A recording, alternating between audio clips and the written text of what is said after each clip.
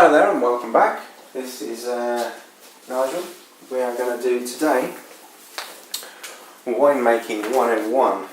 So we've got some water in here just about to boil. We're going to bang 1 kilogram of sugar in there.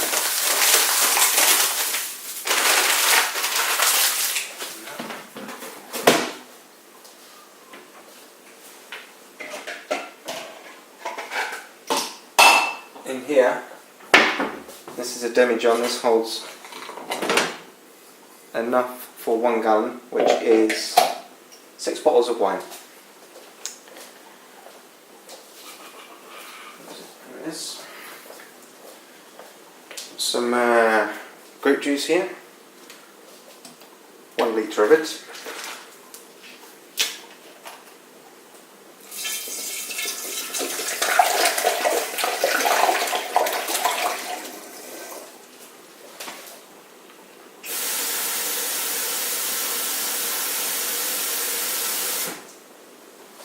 Water.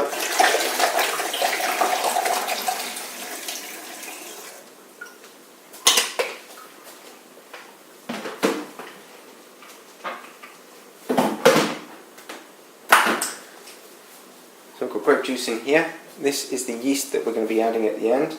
Now I'm going to be showing you how to use different types of yeast, so I'll be going through a couple of different videos about yeast, but we'll use that for now. Just need that to boil.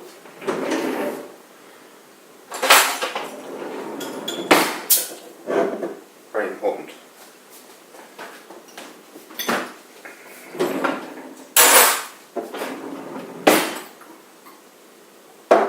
But we also need on the top of this, when we're done, we also need an airlock.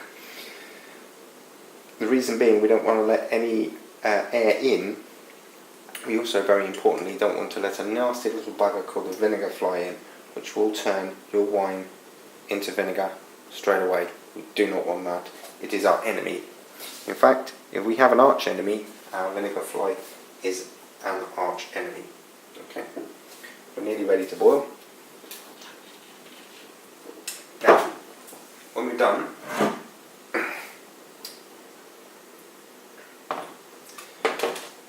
this is one that's been upstairs for a little while. When we're done, we'll have a bottle, something like this. Now, what we're looking for is after you've done this within a day or so, we're looking for bubbles to be rising. Bring that too close. Can you see that?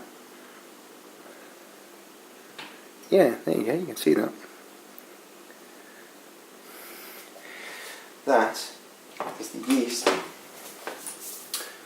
turning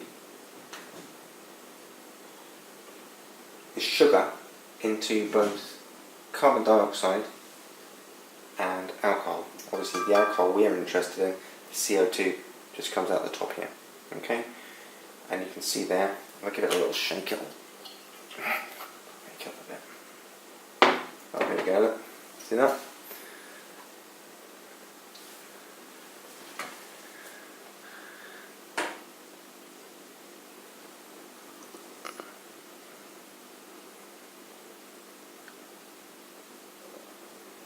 That's what we're after.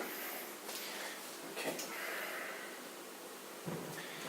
Now, the litre of juice that I used was from Asda. It was pure pressed red grape juice. Now, the reason why we use grapes is because the grape has quite a lot of the nutrients that the yeast prefers. We can use apple juice and things like that, and we'll explore those in other videos. We're nearly there now. This video is taking slightly longer than I hoped. Let's give this a little stir.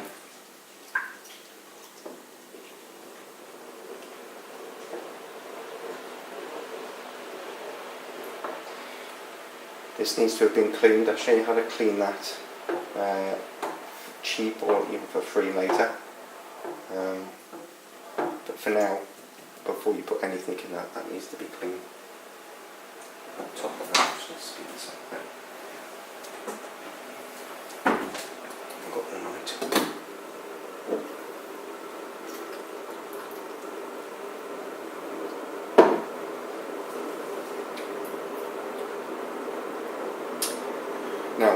what I'm about to do is I'm about to throw this straight into here. Now, most people will tell you that that's really dangerous. I've tried this hundreds of times. I've never ever cracked glass demijohn. And you can pick these up from car boot sales for 50p, pushing it £1. If you buy them new, they're about £7 a minute. I think that's a bit overpriced. But if you just keep your eyes open on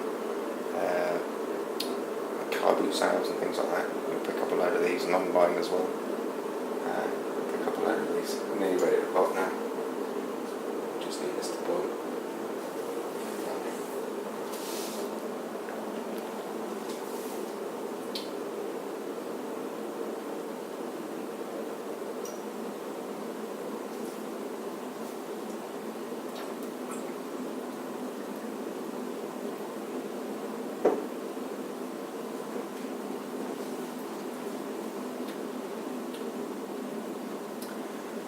Water's starting to boil.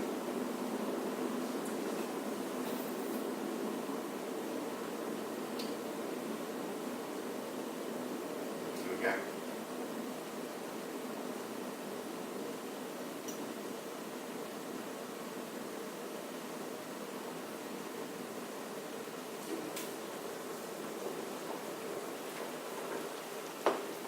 You don't want the sugar to burn at the bottom. It's a big no-no. Ready to rock.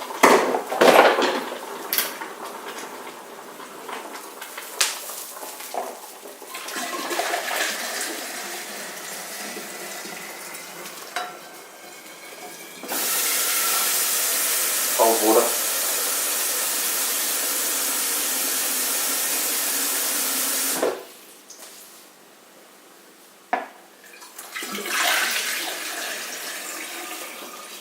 Now, if you're using anything other than pure grape juice, you want to leave it to there, because what you'll get is the bits and pieces rise to the top and it'll push everything up. You don't want that.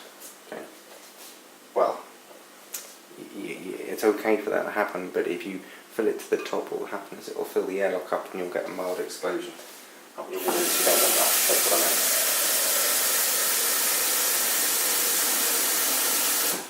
But I've done this one enough, and I know that this one isn't going to happen like that, so I can fill it up to there.